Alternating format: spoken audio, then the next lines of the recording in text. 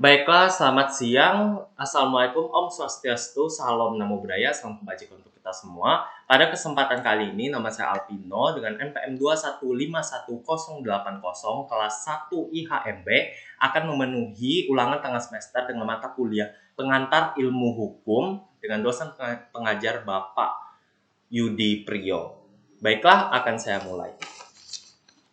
Yang pertama adalah definisi hukum. Nah, hukum itu adalah peraturan yang berupa norma-norma dan sanksi yang dibuat dengan tujuan untuk mengatur tingkah laku manusia untuk menjaga ketertiban, keadilan, serta mencegah terjadinya kekacauan gitu. Dan setiap negara itu mempunyai aturan-aturan hukumnya masing-masing gitu. Jadi berbeda, satu negara dengan negara lain itu punya hukum yang berbeda. Jadi mereka itu buat hukum sesuai dengan situasi dan kondisi negara mereka seperti itu. Nah, Indonesia itu termasuk negara hukum seperti bunyi pasal 1 ayat 3 Undang-Undang 1945 itu artinya setiap warga negara wajib untuk mematuhi hukum dan aturan yang berlaku di Indonesia seperti itu.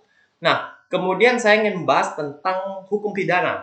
Nah, yang pertama saya akan membahas dulu tentang definisi hukum pidana. Nah, hukum pidana itu adalah keseluruhan dari peraturan-peraturan yang menentukan gitu kan, yang menentukan perbuatan apa sih yang dilarang, terus perbuatan apa yang termasuk ke dalam pidana seperti itu. Kemudian menentukan hukuman apa yang dapat dijatuhkan kepada orang yang melanggar hukum pidana seperti itu. Nah, hukum pidana itu sendiri dia dijatuhkan ada beberapa sebab. Yang pertama ada yang melanggar norma-norma hukum pidana, kemudian kedua ada pelanggaran peraturan-peraturan pidana, kemudian yang ketiga ada pelanggaran norma-norma hukum pidana, kemudian keempat ada pelanggaran perdata, yang kelima ada pelanggaran administrasi, dan yang keenam ada pelanggaran pidana seperti itu.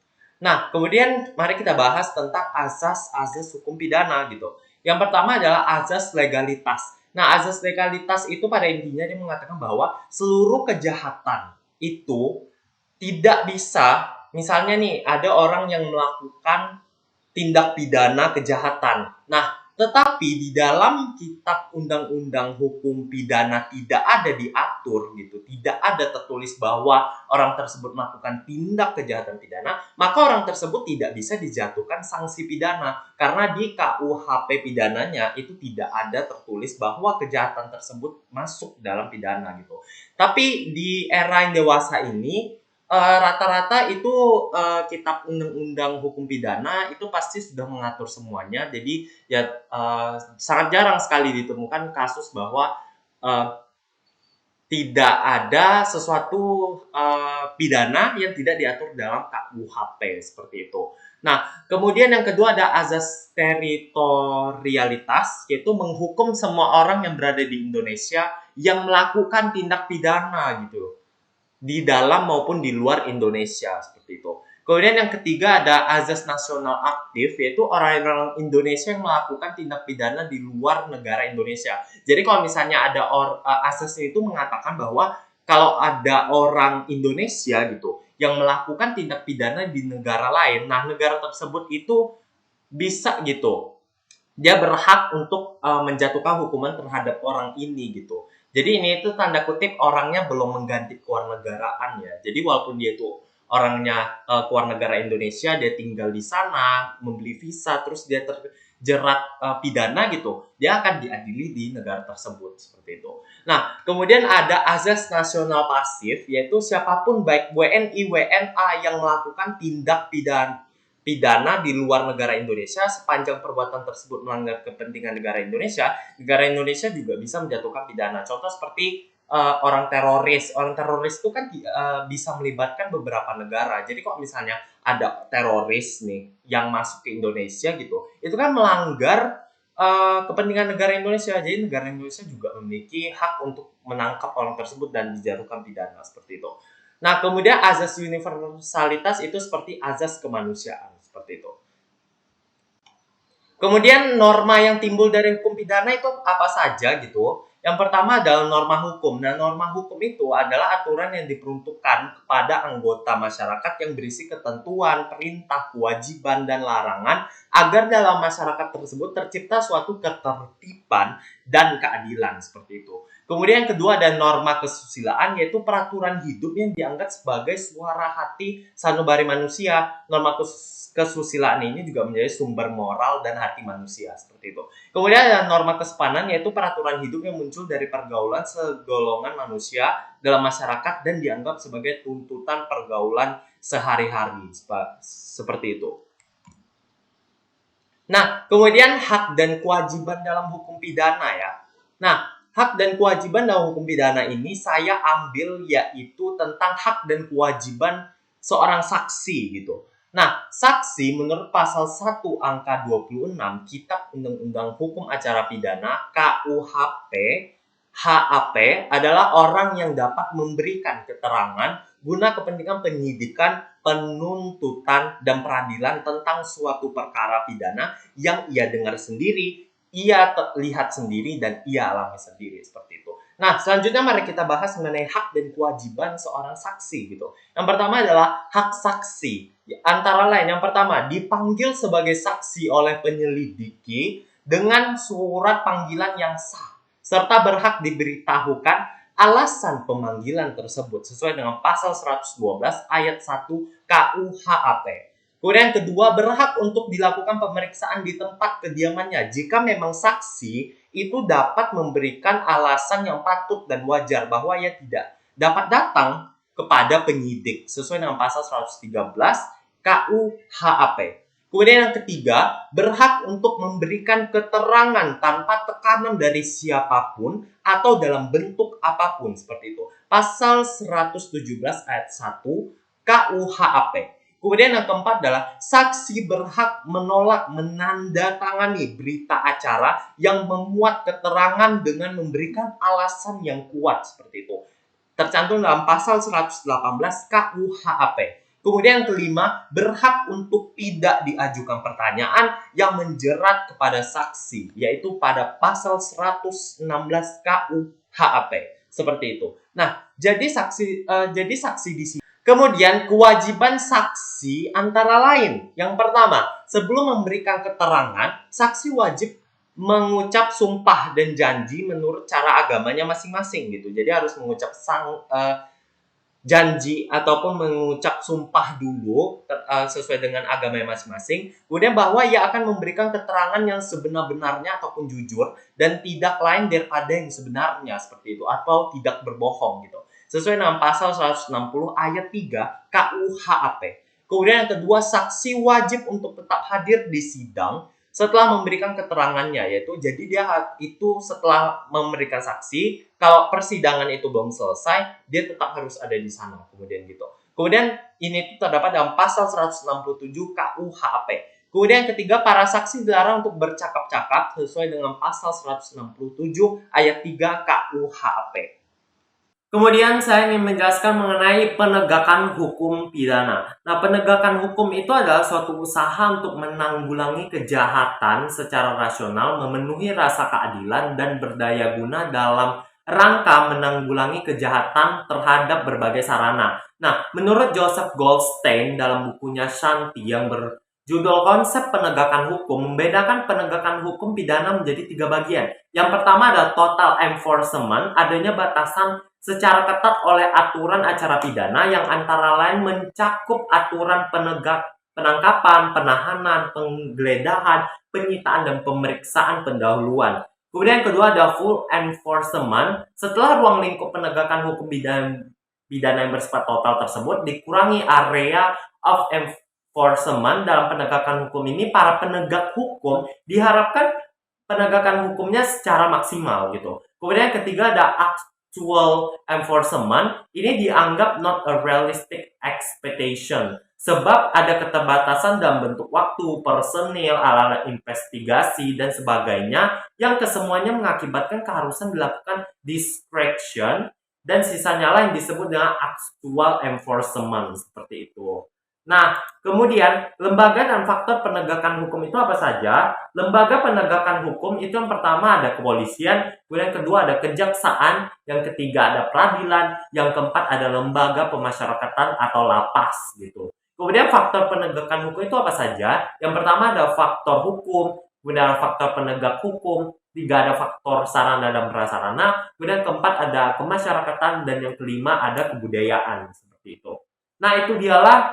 Baiklah, setelah itu saya ingin menganalisa kasus tindak pidana narkotika, yaitu penggerebekan pesta narkoba di FBI Universitas Sumatera Utara. Yang pertama, saya ingin merincikan dulu tentang kasusnya. Badan Narkotika Nasional Provinsi Sumatera Utara (BNNP) Sumut melakukan razia di Universitas Sumatera Utara pada hari Sabtu tanggal 9 bulan 10 pada malam hari, tepatnya jam 10 malam hingga jam 1 dini hari. Ditangkap ada 47 orang di lokasi, yaitu 16 orang dibebaskan karena tidak terbukti menggunakan narkoba, sedangkan 31 orang ditangkap karena terbukti menggunakan narkoba setelah melalui tes urin. Nah, hal ini dibenarkan oleh Kabid Pemberantas BNNP Sumut Kombes Pol Sempenasi Tepu pada Senin tanggal 11 bulan 10. Nah, 20 orang di antaranya merupakan mahasiswa dengan 14 orang mahasiswa yang masih kuliah, 6 orang yang merupakan alumni dari FBI USU, dan 11 orang merupakan masyarakat biasa. Dan barang bukti yang ditemukan itu adalah narkotika jenis ganja seberat 508,6 gram dengan 265 gram milik JHS tersangka pengedar narkoba, dan narkoba tidak bersekutuan yaitu 243,6 gram. Nah, dari kasus tersebut tersangka 3 pengedar. Yang pertama JAS, yaitu berumur 28 tahun, warga Kecamatan Sumbul Kabupaten Dairi, alumni FBI USU. Kemudian yang kedua DM dengan umur 23 tahun, warga Kecamatan Blang Kejaran, Kabupaten Gayo Luwes, mahasiswa Budi Dharma. Yang ketiga ada Fai berumur 21 tahun, warga Kecamatan Bagan Sinembah, Kabupaten Rokan Hilir, Provinsi Riau, mahasiswa Budi Dharma. Nah, itu dia rincian mengenai kasusnya. Setelah itu mari kita lihat pembentukan hukumnya seperti apa. Nah, dalam pembuatan hukum itu ada 3 tahap. Yang pertama ada tahap inisiasi, dan di sini saya ingin mengaitkan kepada kasus. Jadi bukan lebih ke pengertian, tapi ingin mengaitkan kepada kasusnya melalui tahap-tahap ini. Nah, yang pertama itu ada tahap inisiasi. Nah, tahap inisiasi ini adalah munculnya aduan dari masyarakat, yaitu Wakil Rektor 1 Bidang Akademik, Kemahasiswaan, dan Kealumnian USU, Edi Iksan, sudah menyurati BNN untuk melakukan upaya penyisiran terkait dengan adanya isu dan indikasi penggunaan narkoba ataupun penggunaan ganja di FBI. Dan hal ini juga didorong karena adanya masukan yang diberikan oleh masyarakat seperti itu. Kemudian tahap sosiopolitis, yaitu tahap penajaman kasus tersebut. Nah, BNNP akhirnya melakukan razia di kampus FBI USU pada Sabtu tanggal 9 bulan 10 pada malam hari pukul 10 malam hingga menjelang 1 dini hari. Tertangkap 47 orang di lokasi dengan 16 orang negatif menggunakan narkoba dan 31 orang positif menggunakan narkoba. Dan tertangkapnya tersangka pengedar sebanyak 3 orang dan barang bukti ganja sebesar 508,6 gram setelah dilalui penyisiran lebih lanjut. Kemudian ada tahap yuridis, yaitu tahap yuridis, yaitu atas hal ini maka 31 orang tersebut terjerat kasus penyalahan gunaan narkoba, dan juga untuk para pengedar itu terjerat kasus pengedaran narkoba. Kemudian ada tahap pemberian sanksi. Mahasiswa akan terancam DO dan mengalami penjara selama 20 tahun, dan untuk tersangka mereka terjerat pasal 114 ayat 1 yang berbunyi setiap orang tanpa hak atau melawan hukum menawarkan untuk dijual, menjual, membeli, menerima, menjadi perantara dalam jual beli, menukar atau menyerahkan narkotika golongan 1 dipidana dengan pidana penjara seumur hidup atau pidana paling singkat 5 tahun, paling lama 20 tahun, dan pidana denda paling sedikit 1 miliar dan paling banyak 10 miliar rupiah seperti itu. Kemudian ada pasal 111 ayat 1 JO, yaitu berbunyi setiap orang atau yang hak atau melawan hukum menanam, memelihara, memiliki, menyimpan, menguasai, dan menyediakan narkotika golongan 1 dalam bentuk tanaman dipidana dengan pidana penjara paling singkat 4 tahun dan paling lama 12 tahun penjara. Kemudian juga pasal 1 Undang-Undang Nomor 35 Tahun 2009 tentang tindak pidana narkotika dengan ancaman penjara seumur hidup paling lama 20 tahun, seperti itu. Nah, kemudian mari kita lihat melalui penegakan dan peradilan hukumnya. Jadi, untuk penegakan hukumnya itu dirazia oleh BNNP atau Badan Narkotika Nasional Provinsi Sumatera Utara, dan di sana maka penyalahgunaan narkoba oleh mahasiswa itu akan dikaitkan dengan Peraturan Rektor Nomor 10 Tahun 2021, yang dimana isinya itu adalah mengenai bahwa mahasiswa tersebut akan di-DO dan juga akan menjalani sanksi, yaitu 2 tahun penjara, kemudian akan direhabilitasi. Kemudian untuk para pengedar narkoba akan dikenakan pasal 111 ayat 1, pasal 111 ayat 1 JO, dan pasal 132 ayat 1 Undang-Undang Nomor 35 Tahun 2009 tentang tindak pidana narkotika, seperti itu. Nah, kemudian administrasi keadilannya seperti apa dari kasus ini? Nah, administrasi keadilan itu adalah masa di mana orang tersebut harus menuaikan hal yang telah dijatuhkan oleh hakim atau hukuman yang telah dijatuhkan. Tetapi dalam kasus ini saya belum mendapatkan proses peradilannya seperti apa, tapi bisa kita lihat bahwa mereka itu sudah terjerat banyak sekali kasus, dan tentunya nanti ketika peradilan maka hukuman yang dijatuhkan itu tidak akan jauh berbeda dengan apa yang telah tertulis di dalam undang-undang. Nah, berdasarkan banyaknya pasal yang terjerat oleh mereka, maka saya bisa menyimpulkan bahwa administrasi keadilannya itu berupa: yang pertama, mahasiswa yang terjerat penyalahgunaan narkoba itu sebanyak 14 orang, yaitu yang pertama akan di-DO dari kampus sesuai dengan Peraturan Rektor Nomor 10 Tahun 2021, kemudian ada 2 tahun penjara dan akan direhabilitasi. Kemudian kedua, masyarakat biasa dan alumni yang menyalahgunaan narkoba itu 11 orang biasa dan 6 orang merupakan alumni akan dipenjara 2 tahun penjara dan juga akan mengalami rehabilitasi. Kemudian tersangka pengedar narkoba itu ada sebanyak 3 orang. Yang pertama itu terancam seumur hidup penjara dan maksimal 20 tahun penjara, dan yang kedua membayar sejumlah denda sesuai dengan pasal yang terjerat pada diri mereka, seperti itu. Nah, itu dia penjelasan saya mengenai analisis kasus tindak pidana narkotika. Itu dialah penjelasan saya mengenai poin-poin yang telah diberitahukan. Di sini saya menjawab semua pertanyaannya berdasarkan pemahaman saya, dan juga dengan berdasarkan apa yang saya pelajari, dan semoga saya bisa mendapatkan nilai yang maksimal dengan UTS kali ini. Dan terima kasih untuk perhatiannya kepada Bapak Yudi Priyo yang sudah menonton video ini, dan terima kasih untuk teman-teman yang juga sudah menonton video kali ini. Terima kasih. Saya akhiri dengan Assalamualaikum, Om Swastiastu, Salam Namo Buddhaya. Selamat siang, terima kasih.